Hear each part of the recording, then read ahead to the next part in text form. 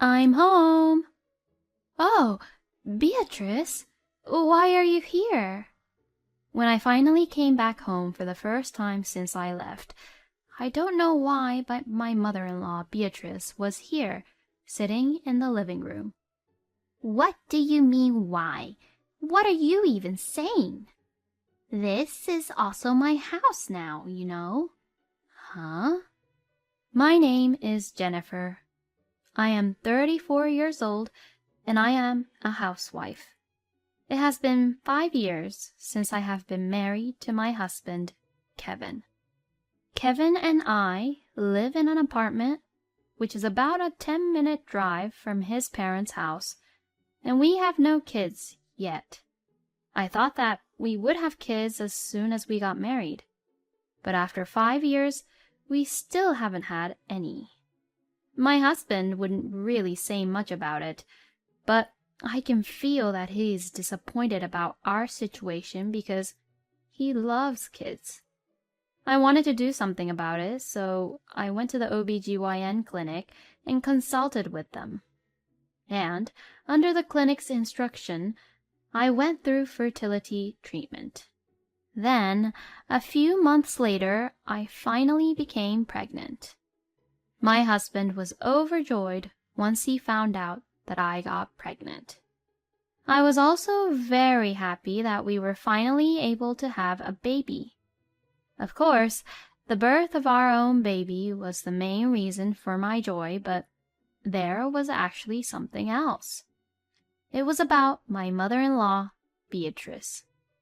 Beatrice has always been bullying me and picking on me ever since Kevin and I first got married. Oh, Jennifer, you are really not good at cooking, huh? It's so tasteless that I don't even know what I'm eating, since I can't taste anything from what you cook. I feel sorry for Kevin, who has to eat what you cook, Jennifer. Well, but if it's too salty or if it tastes too strong, it won't be healthy. What? Are you trying to say that what I've been cooking for Kevin is all bad? No, that's not what I meant. Kevin would always say that everything I cooked for him was delicious, and he would eat it all. Oh, I can see that Kevin can be so unhappy to have a wife like you. This kind of bullying from Beatrice was an everyday occurrence, and what's worse was that she especially bullied me about not being able to get pregnant with kids. When will I be able to see my grandkids, Jennifer? If you can't get pregnant, you're pretty much useless as a woman, don't you think? I had Kevin in my first year of marriage with my husband, and you do know that Kevin loves children, don't you? I really wonder why Kevin married someone like you. I had been mentally tortured by Beatrice's relentless bullying towards me, and I thought that if I could at least have a baby, she would be a little less likely to torment me as a wife. So, when I found out that I was pregnant, I was happy in the sense that this would reduce my stress a little. But, although Beatrice was happy to hear the news about my pregnancy, her bullying me didn't stop. Jennifer, I heard that you have been slacking off on your house chores lately. And I also heard that there are days when you make Kevin do the house chores. I'm sorry, I haven't been feeling well during my pregnancy. So that's why Kevin is helping me. It is wrong for Beatrice to say that I am making Kevin do the house chores, because my husband was taking the initiative to help me with the house chores because he was concerned about my health. But my husband is a bit of a mama's boy, and for some reason he does not take my side in front of Beatrice. Oh, poor you, Kevin, having to work and do house chores too. Thanks, Mom. You're the only one who understands how hard it is for me, Mom. Oh, poor Kevin. For the most part, when I was pregnant, I didn't get sick and skip the house chores like you did. I didn't even have the energy to listen to Beatrice endlessly bullying me. Then I decided that it was indeed too much being with Beatrice and my husband. So I decided to go back to my parents' house right before I was about to give birth, and give birth to our baby in my hometown. I first spent about 3 months at my parents' house, and I was surprised at how much stress I could get rid of just by being free from Beatrice and Kevin. My mother's cooking, which I hadn't had in a while, was really delicious, and I was able to spend some quiet time there, which was very comfortable. And then our baby, James, was born. He is a very cute boy. Then, after giving birth, I went home to show our beautiful son to my husband as soon as possible. I'm home. Oh, Beatrice? Why are you here? When I finally came back home for the first time since I left, I don't know why, but my mother-in-law Beatrice was there, sitting in the living room. What do you mean, why? What are you even saying? This is also my house now, you know. Huh? I had no idea what Beatrice meant. What do you mean? So, I've been saying that I live here now. Excuse me? I really had no clue what Beatrice meant. Why are you living here now, Beatrice? It's because you abandoned Kevin, you know. What? You know, people don't usually go back to their hometown just to give birth, unless they're really sick. But I was very sick, and it's all because of you, Beatrice. If you leave Kevin on his own, he'll be all alone, you know. So that's why I came in here and moved in to be with Kevin, so he won't be alone. Now that Beatrice mentioned that she moved in, I then looked around the living room and saw Beatrice's personal belongings placed in various places. Then the front door opened. Apparently, my husband had gone shopping. I'm home. Oh, Jennifer, welcome home. Hey, I didn't hear that Beatrice now lives in this house. Huh? Oh, yeah. I guess I forgot to tell you. While you were back home, Mom came over often and we had a room available, so I asked her to live with me for a while. I thought it would be easier for Mom, and she wouldn't have to always drive here, so I thought it would be a good idea for her to live with me here. Well, that was until I finished giving birth to our baby, right? Now that I'm back with our baby, your mom is going to go back to her own place, right? No, I think she would stay a little longer, right? It's hard for you to be on your own after giving birth, isn't it? No, I'll be okay, actually. Oh, Jennifer, you're really a terrible person. Are you trying to kick me out? What? Oh, is that what you were trying to do? Hey, she's my mom, so you should take better care of her. No. That's not what this is about, is it? Then my husband got frustrated and started to get angry. That's enough. If you hate my idea, then get out of this house. Excuse me? Yeah, that's right. As long as I have my grandchild, there's no use for you to being Kevin's wife. So you better just go back home to your parents. As you can imagine, what Beatrice had said made me very angry. Okay, I understand. I'm sick of being pushed around by you people, so I'll leave. Yes, you should do that. But leave James behind. I beg your pardon? Why would I do that? Well, it's obvious, isn't it? James is my precious grandchild. My son is my precious child, as I sacrificed myself when I gave birth to him. But he's also my son too. So just leave him to us. No way. You really are a selfish, spoiled wife. As Beatrice and Kevin tried to forcibly take my son away from me, I rushed out of the room and went outside the apartment with James. Hey, wait! My husband chased after me, yelling, so I screamed and said, "Ah! Please help me!" This all happened during the daytime on the weekend, so there were a lot of people around, and people gathered around us to see what was going on. And the people around me began to stand in front of my husband as if they were protecting me. My husband then began to explain, No, I'm her husband. but no matter how much Kevin tried to explain, he was at a complete disadvantage. My husband had no choice but to leave and return home. I thanked the people who had protected me and immediately got a cab to my parents' house. My parents had just driven me back to my apartment, so they were surprised to see me back at their house. But when I explained them about what had happened, they both got so angry.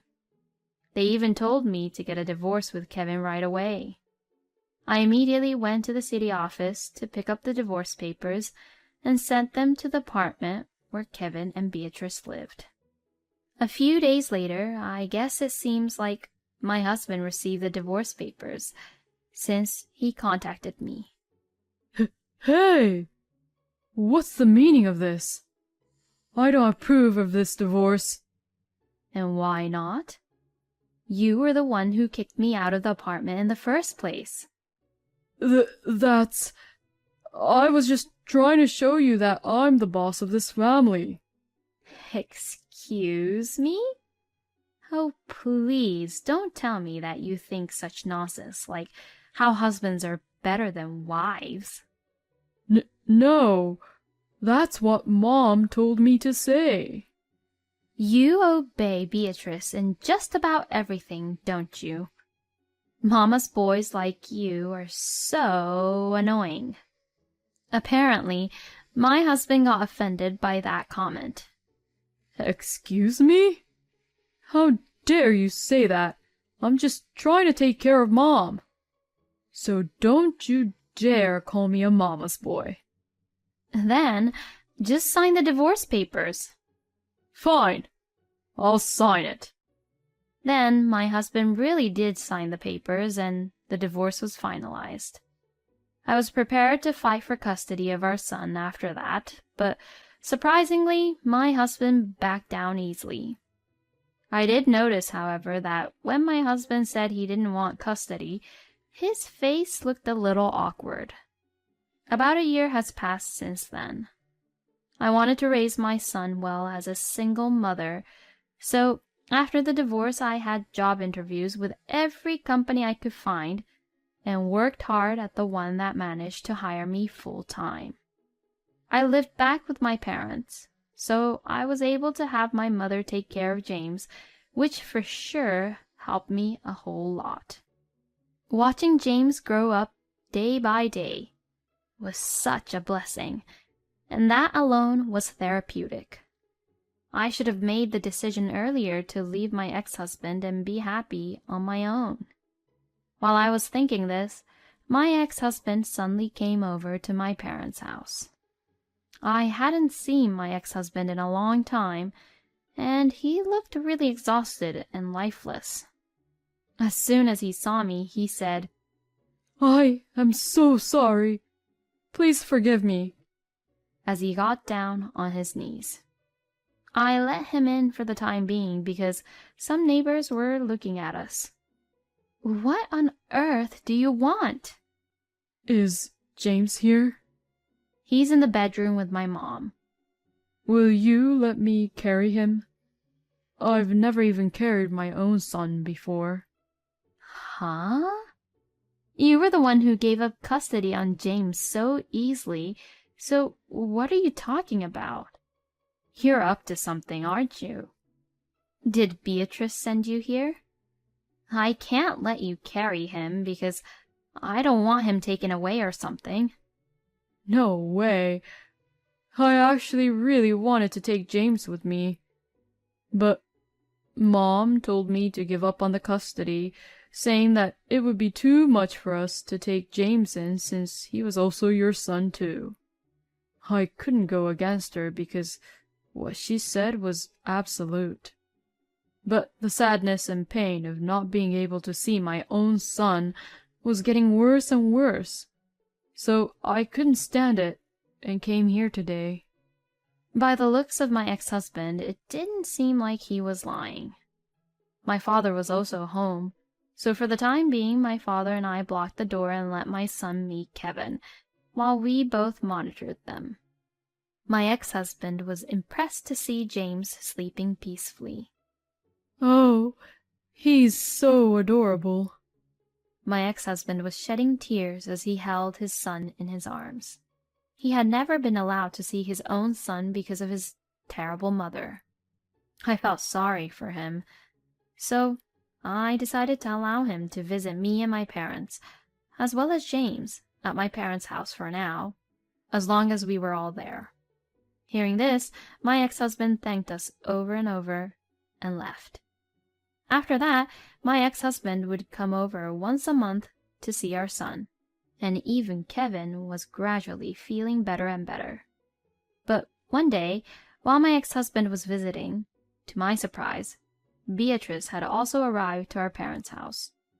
My ex-husband was also surprised by the sudden appearance of his own mother. Mom, why? I thought you were sneaking out somewhere. But I can't believe you came over here to see this woman. I used the GPS app I planted in your phone to locate where you were. We were indeed shocked by Beatrice.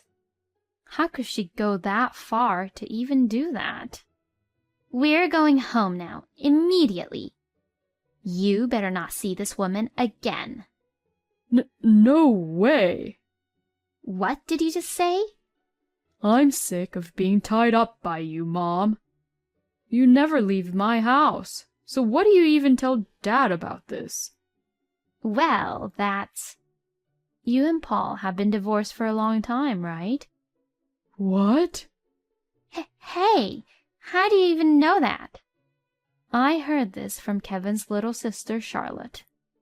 I asked her about the relationship between you and Paul, since you seemed to always be with Kevin, and Kevin looked like he was getting tired of keeping you company, Beatrice. So, Charlotte told me something surprising. Kevin, you are biologically related to Paul. Did you know that? What? You're the son of Beatrice and a guy she was having an affair with. She hid the fact that she was having an affair and got married to Paul. No way. So Dad got angry after finding out about that and kicked Mom out. And that's why Mom has been with me this whole time, huh? How could you even lie to me about this? Kevin, that's not it. Kevin, I really loved your real dad, and I love you more than anyone in the world. Shut up! To me, Dad who raised me is my real dad. And I don't want to think that you're my mom, hiding these things like that. I never want to see you ever again. I want you to pack up your stuff and get out of my house right now. And with that, my ex-husband said to us, I'm sorry to have bothered you. Please excuse us today. And left the house with Beatrice. After that, Beatrice was kicked out of Kevin's house, and now she is forced to live a simple life in a lonely apartment by herself, cut off from her entire family. Being free from Beatrice has made Kevin a little more dignified. That doesn't mean Kevin and I will get back together, but I will continue to have Kevin try to be there for my son. Even if he failed as a husband, I thought I should give him a chance to be a good father to his son at least. And I will continue to work hard and raise my son with love and affection. Thank you for watching until the end. please subscribe to our channel. We hope to see you in our next video.